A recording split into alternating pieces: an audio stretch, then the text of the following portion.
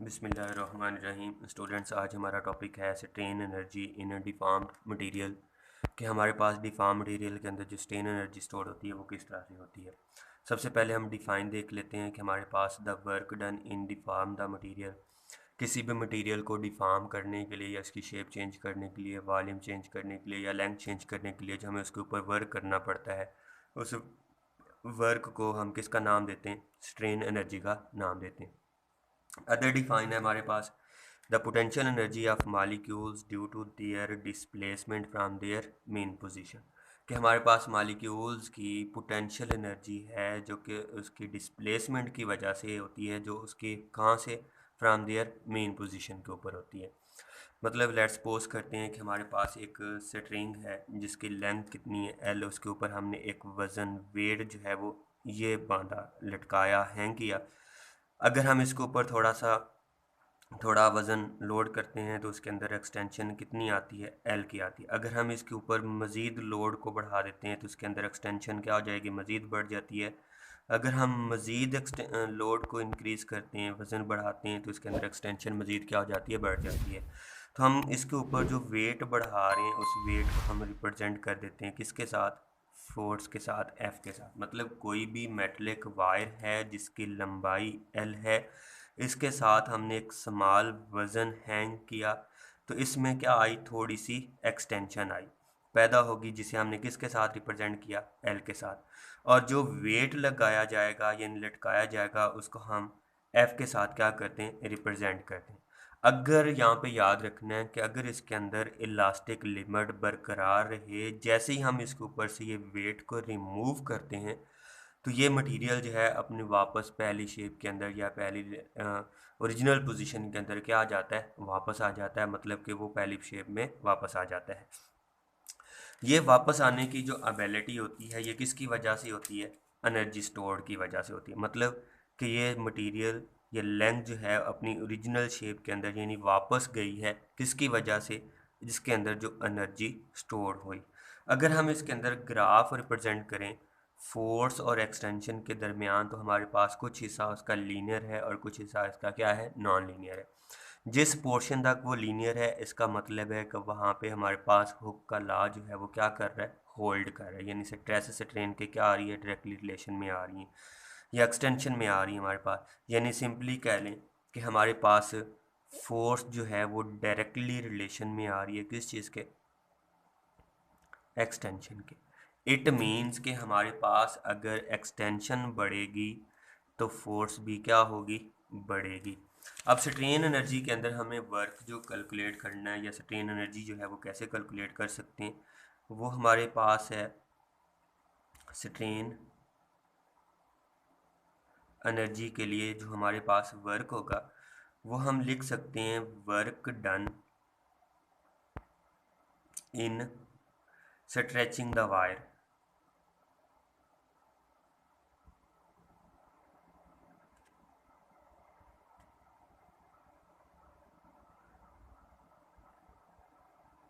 By the force. मतलब कि यहाँ पे हम जो फोर्स अप्लाई कर रहे हैं, जो स्ट्रेच करने के लिए जो वर्क डन कर रहे हैं, उस एनर्जी को हम किसका नाम देते हैं? स्ट्रेन एनर्जी का नाम देते हैं। लेकिन यहाँ पे एक प्रॉब्लम है। वो क्या प्रॉब्लम है? कि हमारे पास जैसे जैसे एक्सटेंशन बढ़ती है वैसे वैसे हमारे पास फोर्स भी क्या होती चली जाती है? बढ़ती चली जाती है। When extension change then force also क्या हो जाती है? चेंज हो जाती है। The force consider as variable. मतलब कि यहाँ पे जो हमारे पास जो फोर्स है वो एज ए कंसिडर हो रही है। कौन सी? Variable force.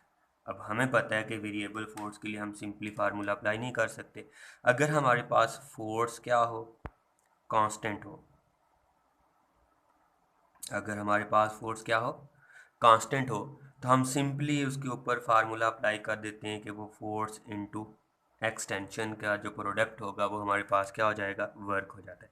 If force variable, अगर हमारे पास फोर्स वेरिएबल है देन हमारे पास जो फोर्स देखें वेरी करके जा रही है, एक्सटेंशन भी वेरी करके जा रही है, तो हमें फोर्स को क्या करना है? स्मॉल इंटरवल के अंदर जो एक्सटेंशन है उसे स्मॉल इंटरवल यानी डेल एक्स के साथ हम क्या कर लेते हैं, रिप्लेस कर देते हैं, यानी छोटे छोटे इंटरवल्स के अंदर रिप्लेस कर देते हैं।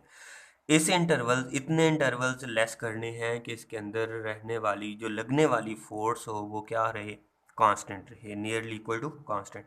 मतलब कि अगर हम छोटे छोटे यहाँ पे इंटरवल्स बनाए, हर एक इंटरवल की जो लेंथ है या डिस्टेंस है उसे हम डेल एक्स कह देते हैं, ये हमारे पास डेल एक्स है।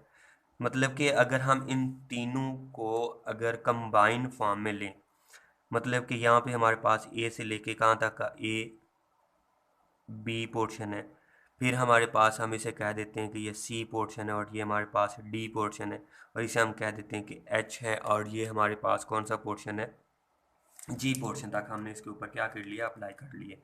अब अगर हम देखें इन छोटे छोटे इंटरवल्स के अंदर, हम देख सकते हैं कि फोर्स जो है वो क्या है, कांस्टेंट लग रही है। अगर हम हर एक डिस्प्लेसमेंट का यानी इंटरवल का वर्क डन कैलकुलेट कर लें और इन तमाम को आपस में क्या कर लें, ऐड कर लें, तो हमारे पास टोटल वर्क डन आ जाएगा किस चीज़ का, जो बॉडी जो है वो डिफॉर्म हुई, वो हमारे पास कहाँ से लेके ओ ए बी तक का हमारे पास जो है वो क्या बन गया, रीजन बन गया। मतलब कि यहाँ पे हमारे पास देखा जाए तो हमारे पास एक ट्राइंगल नज़र आ रही है, जिसे हम सिंपली लिख सकते हैं कि ट्राइंगल ओ ए बी है।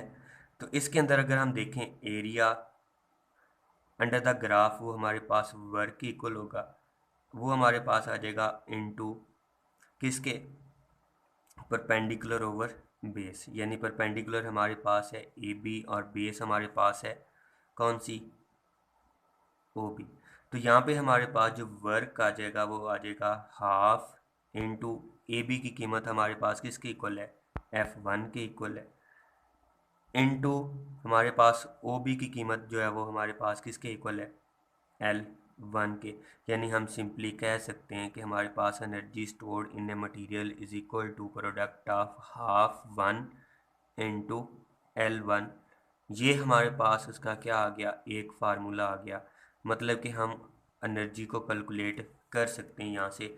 इसको हम नाम दे देते हैं इक्वेशन नंबर 1 का नाम दे देते हैं। फिर अगर हमारे पास लेट्स सपोज कर लें कि किसी भी मटेरियल के ऊपर लगने वाली जो फोर्स है वो कितनी हो, 20 न्यूटन हो, और इसके अंदर जो एक्सटेंशन आ रही है वो हमारे पास कितनी आ रही है, 1 मिलीमीटर की आ रही है। देन हम इसको कैलकुलेट कैसे करेंगे, तो हम सिंपली क्या कर देते हैं, 1/2 क्या लिखेंगे, 20 मल्टीप्लाई बाय 10⁻³ तो ये हमारे पास एक के साल हो जाता है इसका, कि हम इसको इस तरह से कर सकते हैं। अगर हमारे पास मटेरियल के साथ उसकी टोटल लेंथ भी दी गई हो, उसके ऊपर फोर्स भी दी गई हो, साथ में उस मटेरियल का यंग्स मॉडुलस भी दिया गया हो, देन फिर हम उस मटेरियल्स की एनर्जी जो है वो किस तरह से कैलकुलेट करेंगे या कर सकते हैं। तो उसके लिए हम लिख सकते हैं कि इन टर्म्स ऑफ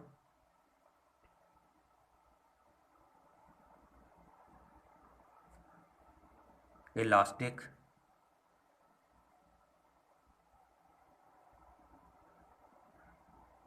मॉडुलस।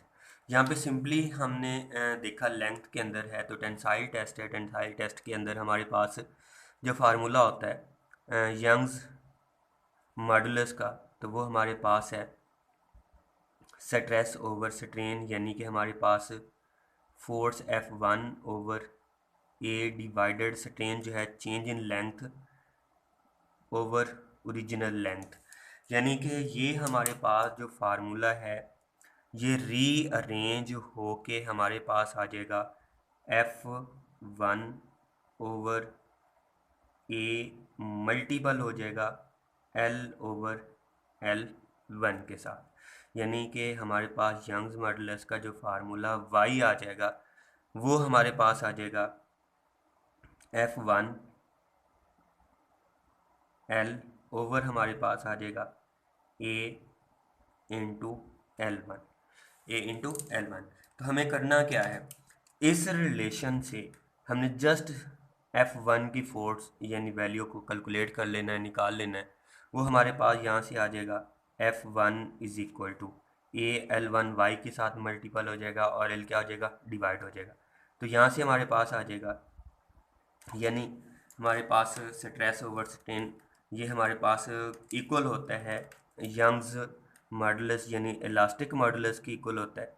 ये हमारे पास ई के इक्वल आ जाएगा in terms of elastic modulus is equal to, ये आ जाएगा हमारे पास E A L one over हमारे पास आ जाएगा किस चीज़ के, टोटल लेंथ के। ये इक्वेशन नंबर हमारे पास क्या आ जाएगी 2। देन पुट कर देना है हमारे पास इन इक्वेशन नंबर 1 के अंदर। देन हमारे पास इक्वेशन 1 है वो क्या बन जाएगी, वर्क यानी energy is equal to 1/2 into F1 की जगह पे ये सारी वैल्यू आ जाएगी EAL1 over capital L into हमारे पास आ जाएगा L1। देन हमारे पास जो फाइनल रिजल्ट बन गया वो आ जाएगा हमारे पास EAL1 का स्क्वायर डिवाइडेड बाय L। ये हमारे पास उसका क्या आ जाएगा, फाइनल रिजल्ट आ जाएगा, जिसे हम कह सकते हैं कि energy stored in a deform material in terms of elastic modulus. तो हम सिंपली कह सकते हैं कि ये हमारे पास half elastic modulus area of the wire और एक्सटेंशन इन द वायर का स्क्वायर ओवर टोटल लेंथ का जो है हमारे पास वो क्या होता है, प्रोडक्ट के इक्वल होता है। इसको थोड़ा सा मैं रिवाइज कर दूं कि हमारे पास लेट्स सपोज किया था कि एक वायर थी जिसकी लेंथ एल है, उसके साथ हमने वेट लटकाया, वेट बांधा, हैंग किया, जैसे वेट हैंग किया उसके अंदर एक्सटेंशन पैदा हुई जिसे हमने L1 के साथ रिप्रेजेंट किया। तो हमारे पास ट्रेन एनर्जी को हम कैलकुलेट कर सकते हैं सिंपली कि वर्क डन जो होगा, जिसे क्या करने के लिए, स्ट्रेच करने के लिए फोर्स की रिक्वायर्ड होगी, वो हमारे पास वर्क होगी। यहाँ पे देखें कि हमारे पास फोर्स जो है वो वेरिएबल है। अगर हम सिंपली केस के अंदर देखते हैं कि हमारे पास कांस्टेंट फोर्स हो तो उसके लिए हम सिंपली ये वाला फार्मूला अप्लाई करके हम वर्क डन कैलकुलेट कर सकते हैं। लेकिन हमारे केस के अंदर जो फोर्स है वो क्या कर रही है, वेरी कर रही है। तो वेरी करने के लिए हमें क्या करना होता है, इस टोटल जो हमारे पास कर्व है OAB, इसे स्मॉल इंटरवल्स ऑफ टाइम के अंदर यानी डिस्टेंस के अंदर, डिस्प्लेसमेंट के अंदर क्या कर लेना होता है, डिवाइड करके इसका हम क्या कर लेते हैं, एरिया कैलकुलेट कर लेते हैं, जो कि हमारे पास किसके इक्वल होता है, वर्क डन के बराबर होता है। फिर अगर हमारे पास मटेरियल की इलास्टिक मॉडुलस टोटल लेंथ, उसका एरिया और उसके ऊपर लगने वाली एक फोर्स भी बताई गई हो यानी वेट बताया गया हो, तो फिर मॉडुलस की फॉर्म के अंदर हम इसे कैसे कैलकुलेट करते हैं, तो वो हमारे पास है इलास्टिक मॉडुलस यानी E is equal to sigma over stress, stress over strain आ जाएगा। वो हमारे पास है F1 over A over L1 into, यानी कि हम इसे रीअरेंज करके लिख सकते हैं कि वो हमारे पास elastic modulus is equal to F1 L ओवर AL1 के बराबर आ जाएगा। तो इसके बाद इस ग्राफ को, फोर्स एक्सटेंशन ग्राफ को डिस्कस करने का थोड़ा सा एक्सप्लेनेशन है, जो कि आपके FSC लेवल के अंदर तो नहीं है, बट उसे हम एंट्री टेस्ट के तौर पर हम इसे क्या कर सकते हैं, देख सकते हैं। तो उसके लिए हम चलते हैं नेक्स्ट स्लाइड पे। एंट्री टेस्ट से रिलेटेड हमारे पास है फोर्स एक्सटेंशन ग्राफ है, जिसे हम किस तरह से देख सकते हैं। सबसे पहले हम देखते हैं कि हमारे पास यंग्स मॉडुलस इक्वल होता है, वो हमारे पास है force L over A into L।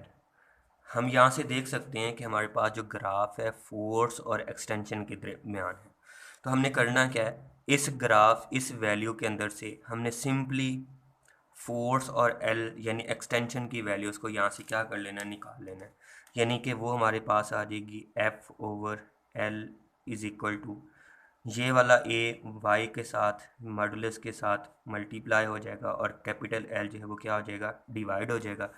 और ये हमारे पास सिंपली इस ग्राफ की क्या कहलाती है, स्लोप कहलाती है। और मैंने ये भी बताया था कि हमारे पास स्लोप जो है वो डायरेक्टली रिलेशन रखती है किसके साथ, एंगल के साथ रखती है। मतलब कि हमें यहाँ से अगर दो मटेरियल दिए गए हों और ये पूछा गया हो कि हमारे पास उस मटेरियल के यंग्स मॉडुलस किस मटेरियल का ज़्यादा है, किस मटेरियल का एरिया ज़्यादा है, किस मटेरियल्स की लेंथ ज़्यादा है, तो किस मटेरियल का टेम्परेचर ग्रेटर होगा या टेम्परेचर डिफरेंस ज़्यादा होगा, वेरी करेगा, डिफरेंस होगा। तो वहाँ पे हम देख सकते हैं कि स्लोप जो है वो डायरेक्टली रिलेशन है यंग्स मॉडुलस के, स्लोप डायरेक्टली रिलेशन है एरिया ऑफ द वायर, और स्लोप इनवर्स रिलेशन में आ रही है किस चीज़ के, लेंथ के। तो हम यहाँ से सबसे पहले देख लेते हैं कि हमारे पास यंग्स के लिहाज से या यंग्स मॉडुलस के लिहाज से कैसे हम किस मटेरियल्स का जो यंग्स मॉडुलस है वो कैसे देख सकते हैं। दरमियान में देखें, इसके दरमियान बनने वाला एंगल थीटा 1 और इसके दरमियान में हमारे पास जो एंगल बनने जा रहा है उसे हम कहते हैं, क्या कह रहे हैं, थीटा 2। यानी कि हमारे पास स्लोप जो है वो बी मटेरियल की ज़्यादा है as compare to that of material A. इसका मतलब है एंगल बी का ज़्यादा है ए से। तो हम कह सकते हैं कि एंगल जो है वो यंग्स मॉडुलस के क्या है, डायरेक्टली रिलेशन है। तो हम यहाँ से कह सकते हैं कि हमारे पास Young's modulus of material B जो है वो ग्रेटर है Young's modulus of material A. मतलब greater the slope greater will be the Young's modulus of the material. फिर हमारे पास दूसरा आ जाता है किसके लिहाज से हम कह लेते हैं, ये लेंथ के लिहाज से है। अब लेंथ के लिहाज से देखें तो लेंथ के लिहाज से कैसे वेरी करेगा। अब देखें कि हमारे पास स्लोप जो है वो इन्वर्स रिलेशन में आ रही है किस चीज़ के, लेंथ के। यानी कि हमारे पास जो एंगल थीटा है वो इन्वर्स रिलेशन में आ रहा है किस चीज़ के, लेंथ। तो यहाँ पे बनने वाला एंगल थीटा 1 और इसके दरमियान बनने वाला एंगल जो है वो हमारे पास क्या चीज़ है, थीटा 2 है। अब यहाँ से देख सकते हैं कि थीटा जिसका ज़्यादा होगा उस मटेरियल की लेंथ जो है वो क्या होगी, लेस होगी। जिस मटेरियल का थीटा यानी स्लोप छोटी होगी, लेस होगी, उसकी लेंथ क्या होगी, ज़्यादा होगी। तो यहाँ से ये कैलकुलेट होता है कि हमारे पास length of A material greater है लेंथ ऑफ बी मटेरियल से। फिर अगर हम देखें कि हमारे पास नंबर 2 यानी उसका एरिया डायामीटर के लिहाज से देखें कि किस मटेरियल का एरिया ज़्यादा है, किस मटेरियल का डायामीटर ज़्यादा है, या उसका क्या रेडियस ग्रेटर है। तो हम कैसे देखेंगे, तो देख सकते हैं कि स्लोप डायरेक्ट रिलेशन में आ रही है किस चीज़ के, तो एंगल डायरेक्टली रिलेशन में आ रहा है किस चीज़ के, एरिया के। तो यहाँ पे हमारे पास बनने वाला एंगल थीटा 1 और इस बी मटेरियल के साथ बनने वाला जो एंगल है उसे हम सिंपली कह देते हैं थीटा 2। यानी यहाँ पे कह सकते हैं जिसकी स्लोप ज़्यादा होगी उसी मटेरियल का एरिया डायामीटर या उसका रेडियस क्या होगा, ग्रेटर हो जाएगा होगा। यानी कि हम सिंपली कह सकते हैं कि area of B material greater है area of A material, area of A material से। फिर अगर हम बात करें टेम्परेचर की, तो टेम्परेचर जो है वो हमारे पास इन्वर्स रिलेशन रखता है किसके साथ, यंग्स मॉडुलस के साथ। किसके साथ, यंग्स मॉडुलस के साथ। यानी जिस मटेरियल का यंग्स मॉडुलस ज़्यादा होगा उस मटेरियल का टेम्परेचर क्या हो जाएगा, लेस हो जाएगा। तो यहाँ पे देख लें इसके साथ बनने वाला एंगल थीटा 1 है और इसके साथ बनने वाला एंगल थीटा 2 है।